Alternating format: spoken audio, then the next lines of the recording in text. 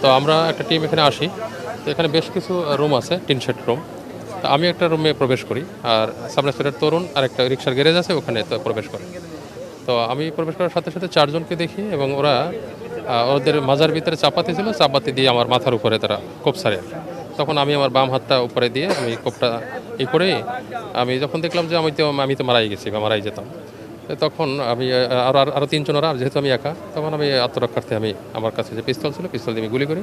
এই গুলিতে দুইজন ছিনতাইকারী আহত হয়, এবং আমরা ঘটনাস্থলে চারজনকেই গ্রেপ্তার করতে সক্ষম হই। প্রায় দিস টাইমে আমাদের এসআই তরুণ চলে আসে, তরুণের উপরও অ্যাটাক করে, তরুণও আহত হয়, এবং বাকি ফোর্সরা সবাই মিলে আমরা বাকি চারজনকে গ্রেপ্তার করতে সক্ষম হই। হ্যাঁ, এদের বিরুদ্ধে প্রত্যেকের ব্যাপারে 10টা-12টা করে মামলা আছে, এবং এরা প্রফেশনাল ছিনতাইকারী চক্রের সক্রিয় সদস্য। এবং আপনারা জানেন মোহাম্মদপুর আদারপুর এলাকায় তারাই মূলত আতঙ্ক। তো এই মেসেজটাই আমাদের কাছে ছিল আর কি। আপনার শারীরিক অবস্থা কি, কোথায় লেগেছে, কি অবস্থা হাতে? শারীরিক অবস্থা এই যে বাম হাতে লেগেছে, তো এখন ব্লিডিংটা থামছে আর কি। এখানে ট্রিটমেন্ট নিয়েছি, এখন হসপিটালে যাব চিকিৎসা। তরুণেরও এই যে লেগেছে, হাতে লেগেছে, সবাই হাত দিয়ে ঠেকাতে গিয়ে বেসিক্যালি হাতে লাগে আর কি, হাত দিয়ে ঠেকাতে। পরে এখানে চারজন ছিল, চারজনকে গ্রেপ্তার করতে পারছি আমরা। খবরটা কিভাবে পেলেন? আপনার কাছে আমাদের সোর্সের মাধ্যমে মূল ঘটনা কি হয়েছিল, যে মানে দিনে দুপুরে একটা দোকানে গিয়েছিল, ওটা তারা করে? হ্যাঁ, ওখানে আমি একটু সাথে যোগ করি। আমি যতটুকু জানি যে গতকালকেও তারা একই ঘটনা ঘটিয়েছে শ্যামলী না, সরি, আসাদ গেটের অপোজিটে জাপান গার্ডেনের এখানে যে দোকানগুলো, সেখানেও মনে হয় ছিনতাইয়ের ঘটনা ঘটেছিল। একই চক্র ঘটিয়েছে নাকি, তথ্য আছে? এটা এখনো আমরা নিশ্চিত না, তবে তদন্ত চলতেছে, তদন্ত হলে এটা বোঝা যাবে। তো মূলত আজকের ঘটনা সকাল 10টা 42-এর সময় এই আদাবার থানাধীন শেখেরটাক 7 নম্বর রোডে এক বিকাশের দোকানদারকে কুপিয়ে তার কাছ থেকে বেশ কিছু টাকা পয়সা নিয়ে গেছে, মোবাইল নিয়ে গেছে। তো এই সংবাদটা পেয়ে বেসিক্যালি আমরা আমাদের অভিযান শুরু করি। তো অভিযান আমরা বিভিন্ন এলাকায় করতে করতে এক পর্যায়ে আমরা সোর্সের মাধ্যমে সংবাদ পাই যে তারা এখানে অবস্থান করতেছে। তার ভিত্তিতে মূলত এখানে আসার পরে আমরা এখানে যেহেতু অনেকগুলি টিন শেড রুম, আমরা ভাগ হয়ে বিভিন্ন রুমে প্রবেশ করেছে। তো আমি একটা রুমে প্রবেশ করি, সেখানে চারজন। তো আমাকে দেখি ওরা চাপাতি দিয়ে কোপ শুরু করে। তখন আমি হাত দিয়ে ঠেকাই ওদেরকে। আমি আমার এক হাতে পিস্তল ছিল, তো পিস্তল আমার রেডি করাই ছিল, যেহেতু আমি ছিনতাইকারী ধরতে যাচ্ছি বা অভিযান করতেছি, ওই প্রস্তুতি আমার ছিল আর কি।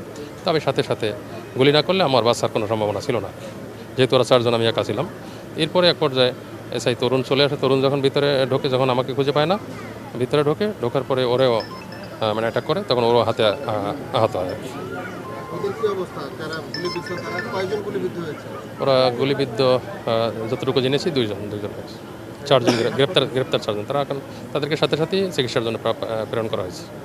আচ্ছা, এটা তো এই সংঘবদ্ধ চক্রে তো চারজন না, নিশ্চয়ই আরও অনেকেই আছে। বাকিদের বিরুদ্ধে অভিযানের কি অবস্থা? হ্যাঁ, জোরালো অভিযান চলবে আমাদের, এবং আমি চাই যে মোহাম্মদপুর আদাবার পুরো নিরাপদ হয়ে যাবে ইনশাআল্লাহ।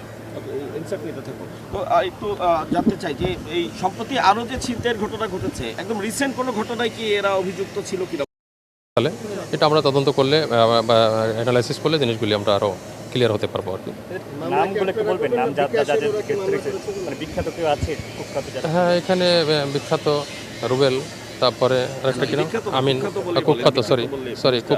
কুখ্যাত রুবেল, তারপরে সেই আমিন, এদের প্রত্যেকেরই 10টার উপরে মামলা আছে।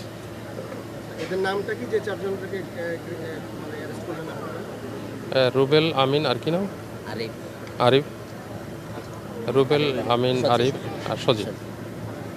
তো এরা প্রচন্ড ফেরোসাস, এই ফেরোসাসনেস সম্পর্কে একটু যদি আইডিয়া দিতেন।